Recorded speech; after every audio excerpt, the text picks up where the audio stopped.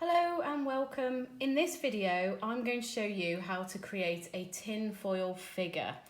You will need for this task some tinfoil, you will need paper, you will need a ruler just to help for you with guidelines, you will need scissors, pencil, a black pen, and I will also be using a Sharpie. This is not essential unless you need to draw out lines on your tin foil. So let's begin. First thing that I'll need you to do is to take a length of tin foil out of the wrapper. Now, just as a guide for you, I should say that and this is where you need your ruler, you want to have about 30 to 40 centimetres. So that is the length of a ruler plus 10 centimetres if you go for 40. Make sure that you tear off a rectangle as opposed to a square. The rectangle shape seems to work quite well for this. Here is one that I tore off earlier. You might not be able to see the entire sheet of tin foil in the screen at one time, but I am going to show you how to divide it up so that you can achieve your tinfoil figure shape. So first things first, I'm going to draw this on so that you can see. I will show you briefly one I made earlier so you can see where this is going. We're going to have 2 legs, a torso, 2 arms and a head for this, and we're going to section it off into thirds.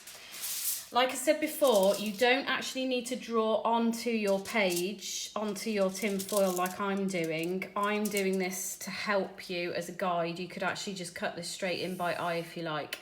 So I've started already. You'll notice I want 2 legs at the bottom here. So I've drawn a line about a third. If we were to split this into thirds, this rectangle, this is about a third of the way up on the tin foil. So about a third on the way up. Halfway in between each side, I've drawn a line, and that's going to be leg 1, leg 2. Another third up from that, so 2/3 up if you like. I've drawn 2 lines coming in from the outside edges. You can see this is going to make a cut, and these are going to make our arms.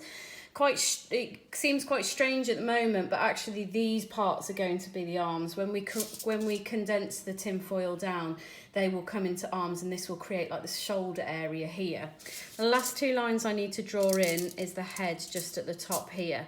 Try to make your head reasonably wide because it does need to have quite a bit of tin foil to make that sort of oval shape. And that again is also about a third of the way down from the top. So just to recap, we've got this space in the middle, which is going to become our torso. We've got the 2 legs at the bottom, which are about a third of the way up the tinfoil rectangle. About a third of the way in from the outside edges is each arm. And then the head represents about a third as well. So it's all split up. This will be on a slide underneath the video as well, just in case, so that you don't remember all of these. So now I'm going to use my scissors to cut into the foil. This gives it a nice clean cut. I could rip it, but the problem is with ripping is that sometimes it becomes a bit uncontrolled. You might end up ripping off the arm or the leg or the head. So just make those incisions, very easy. Okay, this is the fun part now. So we're going to start to crease our tin foil to create the legs, the head and the head.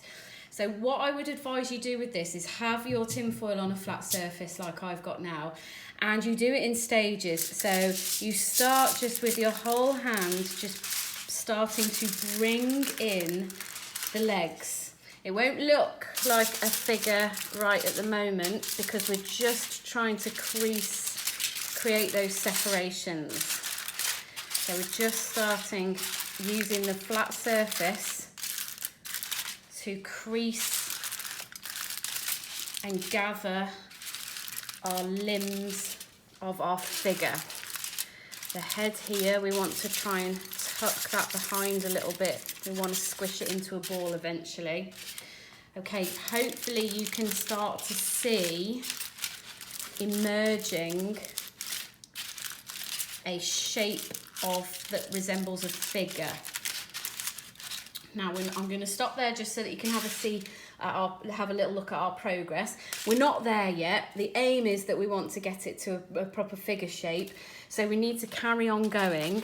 Again, I find that just for the beginning of creasing your limbs together, it works quite well if you keep it on a flat surface rather than try to pick it up. We will pick it up in a moment, but just for this bit, it seems to help with a little bit of control. So now I'm starting to really pinch in my limbs, and it's at this stage now when it's starting to form more of a slim figure type shape. It's at this stage now that I can start to pick it up and actually start to work into the tinfoil to create more of the limbs. Don't worry, with tinfoil it's quite forgiving in the sense that if you do happen to accidentally squish your head a bit too far, it will allow you to unwrinkle it just enough for you to reshape it. Now you'll notice the legs are pretty long on this figure, but that's good. We want the legs to be long because we're going to turn those up at the ends to create feet, and we will need that to stick our figure down for the next part of the task. And you can see my figure is starting to come together now. You can spend obviously a lot more time on this than I'm going to for this video and have a go. You can try with bigger strips of foil or smaller strips of foil. If I just show you, that was a smaller strip of foil and this was a bigger strip of foil. So I've actually got a bit of a tinfoil family going on here at the moment, which is quite cool.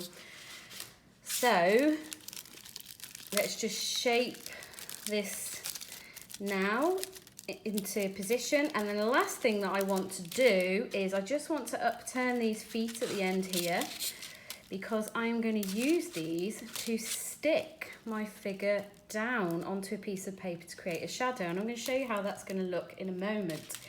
So if we take our tinfoil figure, I'm just going to swap this figure out for the smaller one for the purpose of this video.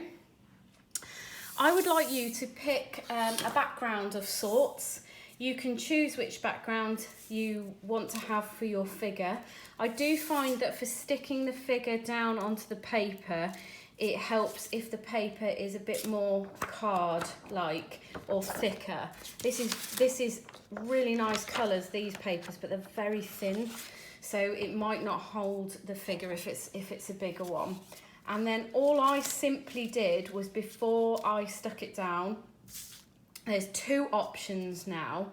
You are either going to draw around your figure on the piece of paper that you're going to stick it to create the shadow, or you are going to choose a different colour of paper, draw around your figure, cut that one out, and then stick your shadow down. So I'm going to show you what that looks like with one I did earlier.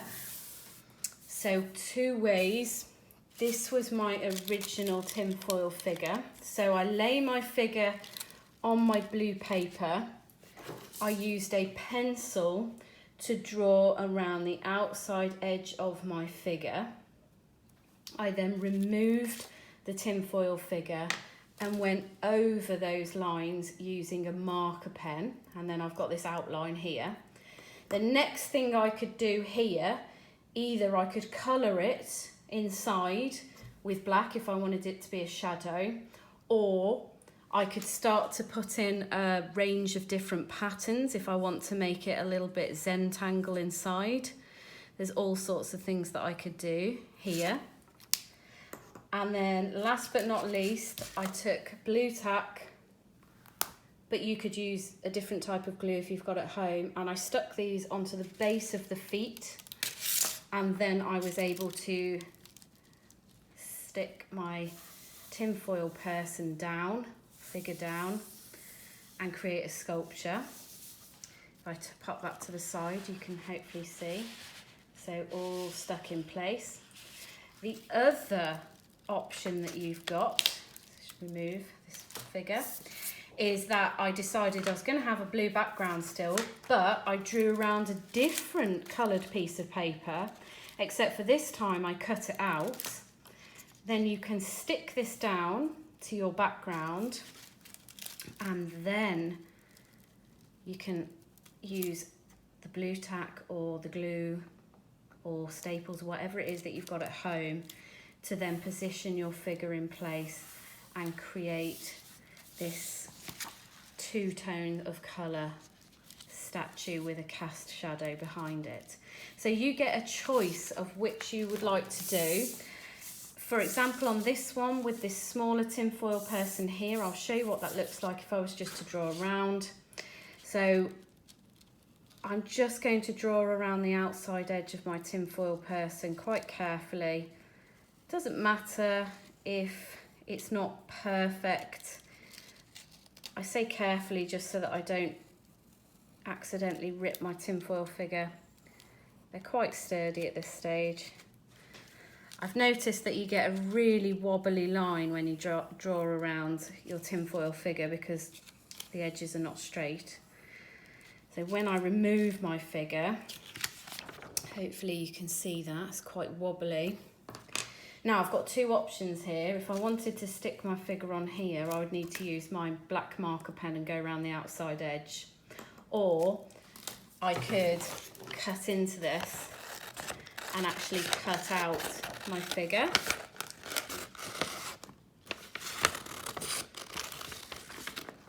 Which I will do to show you. It looks quite nice when you've got two contrasting colours, but I would like to see some of you maybe consider adding patterns inside of your figure's shadow. I think that would look really nice. Let's get rid of that.